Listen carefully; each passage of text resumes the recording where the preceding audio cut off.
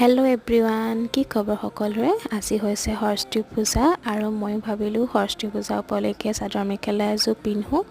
আৰু এয়া আমি অফিচ গৈ পালোঁগৈ। অফিচ গৈ মেলি আমি ডিমৌতে ওচৰতে থকা ডিমৌ উচ্চতৰ মাধ্যমিক বিদ্যালয়লৈ গ'লোঁ। তাতে ভাবিলোঁ চাকি এগছ দি থৈ আহোঁ বুলি।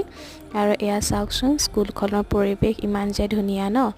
আৰু এয়া আমিও চাকি জ্বলাই মেলি আহিলোঁ। আহি পেলাই আমাক এয়া প্ৰসাদ খাবলৈ দিলে। তাৰপিছত আমি প্ৰসাদ খাই বৈ ডিমৌ কলেজলৈ বুলি গ'লোঁ। ভাবিলোঁ তাতো এপাক সোমাই যাওঁ। ডিমৌ কলেজৰ আয়োজন চাওকচোন, ইমান ধুনীয়া কৰিছে। আমি ডিমৌ কলেজত সোমালোঁ, তাতো সেৱা কৰিলোঁ। সেৱা কৰি আমি বন্দনা বাৰ লগত এয়া কলেজৰ কেম্পাছটো চালোঁ। ইমান ধুনীয়া কলেজৰ পৰিৱেশ। আৰু ইয়াৰ পাছতে আমি পূজাৰ মেইন প্ৰসাদ ভাগ লুচি ভাজি খালোঁ। খাই বৈ আমি আকৌ অফিচলৈ বুলি ওলালোঁ।